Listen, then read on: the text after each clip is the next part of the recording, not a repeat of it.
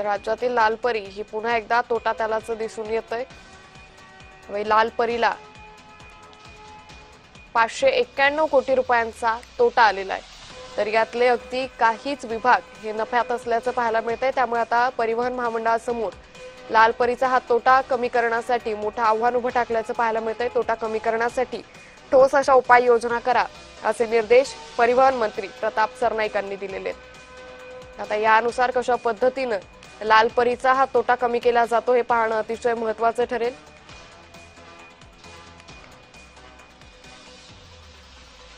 तर याच संदर्भात आपल्या सोबत बोलण्यासाठी श्रीरंग बर्गे सर सध्या जोडले गेले। श्रीरंग सर, आपण पाहतोय की लालपरी पुन्हा एकदा तोट्यात आलेली आहे। आता हा तोटा कमी करण्याचं परिवहन महामंडळासमोर किती मोठं आव्हान आहे?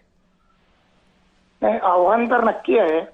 वारंवार परिवहन मंत्री सांगतायत की उत्पन्न वाढलं पाहिजे। खरं तर गेल्या वर्षी जानेवारीमध्ये भाडेवाढ तुलनेत झाली, त्या तुलनेत नक्की उत्पन्न कमी आहे। पण याला जबाबदार एसटीचं व्यवस्थापन आहे। विनाकारण 6 प्रादेशिक कार्यालय केली उत्पन्न वाढीच्या नावाखाली, त्याच्यातून एक पैशाचाही फायदा झाला नाही।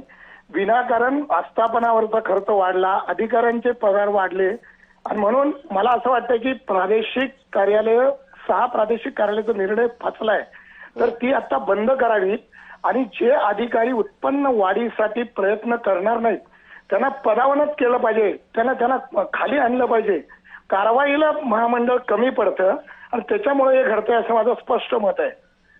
निश्चित। मात्र महामंडळासमोर आता हा जो तोटा तुम्ही म्हणालात की हा जो तोटा होतोय हा परिवहन महामंडळाच्या कारभारामुळे होतोय, प्रताप सरनाईकांनी या सगळ्यावरती कशा पद्धतीने उपाययोजना केल्या पाहिजे, कशा पद्धतीने राज्यस्तरीय पदावरती कशा पद्धतीने त्यांनी पुढचे निर्णय घेतले पाहिजे?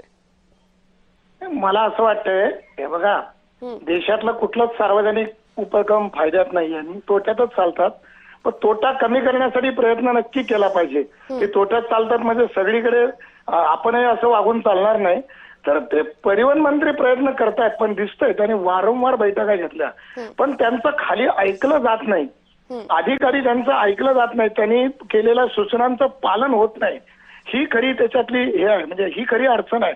आणि म्हणून खरं तर परिवहन मंत्र्यांनी प्रत्येकाला ठरवून दिलं पाहिजे की तुम्ही टार्गेट उद्दिष्ट ठरवून देऊन तेवढं उत्पन्न आणलं ना त्याची बदली करायची की त्या अधिकाऱ्याला रिवॉर्ड करायचं, अशा प्रकारचे निर्णय घेतला पाहिजे। कारण आमचे कर्मचारी बघा मरमर काम करतात, आमचे चालक वाहक आता एवढी उष्णता वाढली तरी काम करतात, पण महामंडळाच्या अधिकारी स्तरावरती म्हणजे मॅनेजमेंट स्तरावरती काम बरोबर नाही, वारंवार सिद्ध झालेलं आहे। म्हणजे काही अधिकारी तर नुसता बसून पगार घेतात, त्याचा काही उपयोग होत नाही महामंडळाला।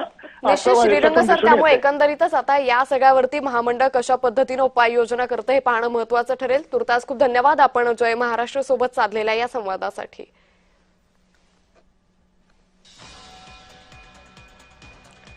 लालपरी पुन्हा एकदा तोट्यात, एकूण चलनीय उत्पन्न 11,475 कोटी रुपये इतकं आहे।